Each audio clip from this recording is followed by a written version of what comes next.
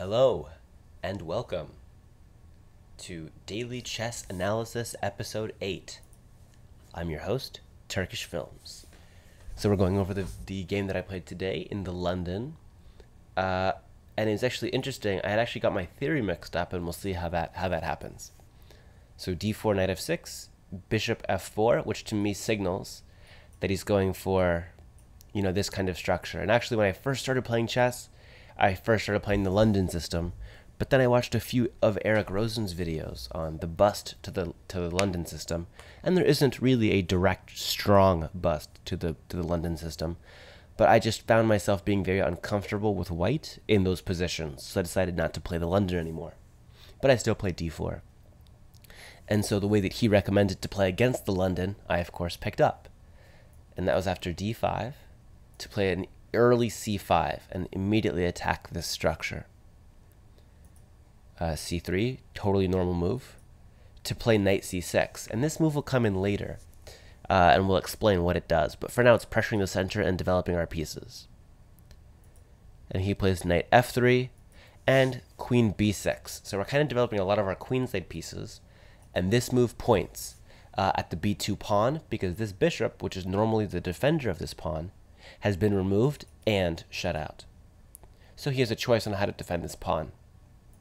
He chose queen c2, but queen b3 is the better and more accurate way to defend. And here I played bishop to f5, right? Attacking the queen. And if the queen takes, I would take this pawn and then take the rook. That's pretty good. But you can see here it's an inaccuracy because he has d captures c5, which attacks my queen back. So after I take this, and he takes my queen, I take his knight, he takes my rook, and I take this pawn back. You can see white has an advantage in this position. An advantage of 1, even though material in this position is equal. And I would say maybe it has to do with the structure being a lot worse. Having 2 bishops is a nice plus as well. And he's going to be very quick to castle with very natural moves. So why did I play bishop f5? And actually it's because I got my theory mixed up. So I had seen this before and had analyzed this position before with the queen on c2. That was correct. But it was this pawn that was in a different spot. So I looked it up and found it. And the reason how I mixed it up was because in this position, before playing queen to b6, instead of the opponent playing knight f3, it was a game by Eric Rosen in which his opponent went bishop to d3, which is unusual. Normally they developed a knight first. And so now he played queen b6, a move he had wanted to play. And now when white defended with queen c2, he was able to play c5, which kicks the bishop away, and then bishop to f5. And you can see how this position very much resembles the other position. My pawn is forward and his bishop is out 1, but otherwise the position's identical. And in this case, the same thing happens. If he takes here, we take here, and we win the rook. So that was the slight difference. That's why my move is an inaccuracy, because he has the option to take this pawn. So upon bishop d3, I will know to play queen b6, so that if queen c2, I can play c5 and bishop f5. So similar position, but just the placement of this pawn is very important to not allow this intermezzo of d captures c5 with an attack on my queen. In this position, black has the advantage. As you can see, 0.73 with queen to c1, and a losing game if queen takes f5. Now, what's the reason for this knight move being here? Why is knight c6 so important? Why don't we play queen b6 right away? Well, the reason is, if you were to take this, and our knight was still back here, then after takes, he would have this check. And imagine the knight being here, this rook is blocking. So that's pretty bad. So I can actually go to that position and show it. So if in this position, let's go back a couple more moves. Sorry, my computer's temporarily frozen. Okay. Go back to knight c6. Before we play knight c6, let's say he played, this move here. Whoops, it's our move. Let's say we played queen b6. So it's going to throw off the tempos a little bit. Let's say we had played, I don't know, h6 or something, just to give him a move. And we have bishop d3 the same. We have queen b6 the same. Here, so everything's the same so far, working in our favor.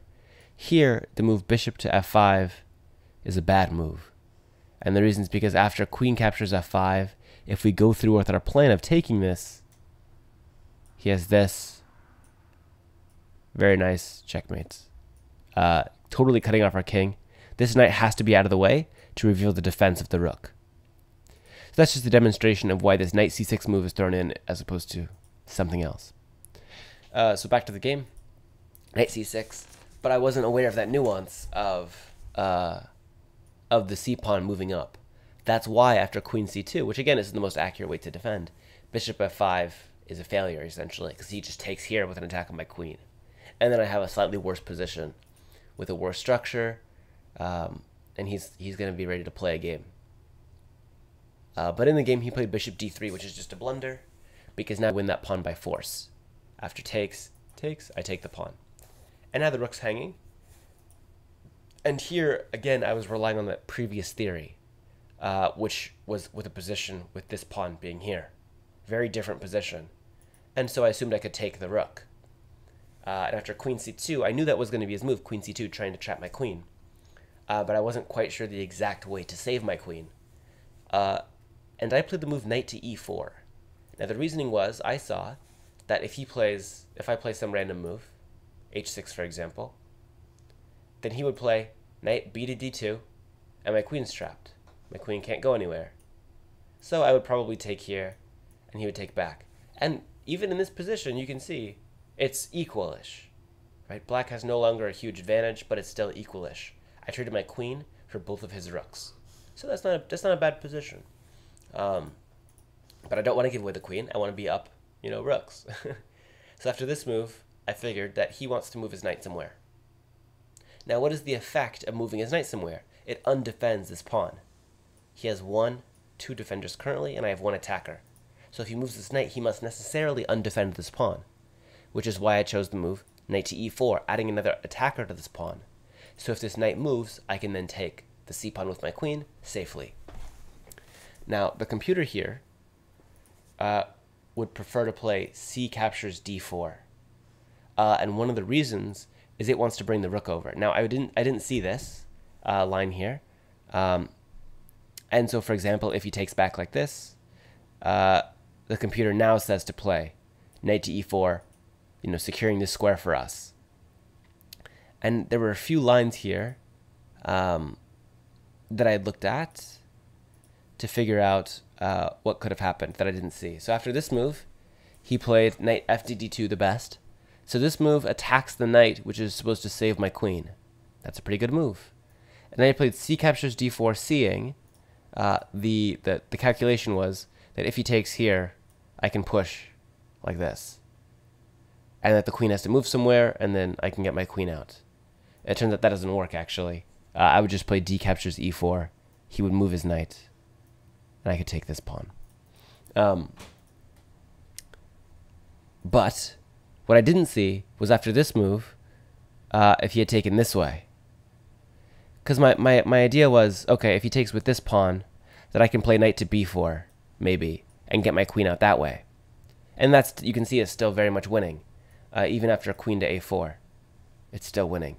Because we can play knight to c6, the queen is not trapping our queen anymore, so we can move our queen into the game now. It scoots his queen away. But what I didn't consider during the game was, what if he takes with the e-pawn? Now my knight can't come to this square anymore. The computer now says the move rook to c8. And you might be thinking, but what if he just takes here, like he wanted to, and after we recapture, now he moves the knight? Aren't I losing my queen? And the computer says knight captures d4, attacking the queen back. Brilliant idea. And now when the queen moves, we play b5, attacking the queen and stopping the check. And after it takes our knight, the rook does its great job of being able to save our queen. I don't think I would have seen rook c8. Those tactics seem very complicated for me. Basically, we always have resources, and we're never forced to give away our queen, as far as I could see in these lines. But it was a little tricky to navigate, even though the cost wasn't so great, because I can always get 2 rooks for the queen. Keeping the queen is much better. So in the game, I played c d4, right, with the idea to save my queen here and to push if he tries to take. And he played knight to b3, kind of missing the whole point. And so I play the move that I intended, d3, moving the queen away. And now that the queens are traded, I just have an extra rook and an extra pawn, right? Because I won the b2 pawn and I won the rook. And everything else has just been a trade. So at this point, the game's just over. I'll just show the last moves. Not very interesting. Okay, I could have played a little bit better here. That's why my score wasn't 100%, other than bishop f5. And at this move, I think it was just either a mouse slip or he was just resigned dead anyway. But most of the important, I think, details of the position are after knight to e4, making sure that I'm playing correctly. So here it doesn't make a huge difference which way that I play. Knight fd2 is the best move. I'm not beating myself up over playing knight to e4. It's, to my mind, still a very good move. It's just not the best by the computer. And I'm glad that I saw c d4. And if knight d4, yeah, I missed that the pawn is defending, or is another attacker of the c pawn there. And so I had assumed, wait a second, now it's saying after takes, if takes, now I save the queen by playing knight d4 again. Because if he captures, we're okay with that. We're saving our queen. And so seeing knight d4 there is very important. They have to sacrifice the knight and attack his queen in the process. Very nice position where you save the queen, even if it means sacking a knight, because we're winning a rook and we already won a pawn. So we're actually getting 2 pawns for the knight. So it's only going 1 pawn down here, which was this pawn here. So we're still just plus a rook after this exchange here. If we play this, this, and this, we're still plus 5, just up a rook. He has no queenside pawns left, basically. So I'd still, easily convert this position, I think. I just have to not be too loose, just not be too careless. But everything's fine. Like, for now, he doesn't even have any checks, which is good. So yeah, just probably develop normally. And we just have a game where I'm up a rook. Make sure the rook's presence is felt, and the game goes on. But yeah, this was a pretty interesting game. Pretty short episode because the game didn't last very long, right? It was only 18 moves. And the last, I want to say, after, let's see. After knight captures c2, the last 4 moves are just, nothing because I'm plus 8. And it's not a complicated plus 8 where you have to find the right tactics. It's just the material is there. So the things that I learned is bishop f5 does not apply in this situation. Bishop f5 applies in this situation where there's this weird move order stuff going on. Then we can play c5 and this. We don't want to allow the option of c captures d5. That's very important for bishop f5 not being an awful move. So that's the first thing. Bishop d3 this is a blunder. And we shouldn't reach this position because our opponent blundered. But in case they do, looking at what happens after the captures and everything that's being defended. Because if he had taken here, remember I took 2 minutes on this move. If he had taken back this way, I would have had to spend a long time thinking about the position and seeing, okay, I can sacrifice here now. Maybe I would have sacrificed here right now. Yeah, computer likes that actually, maybe more than rook c8. Actually, rook c8 was in the other position anyway.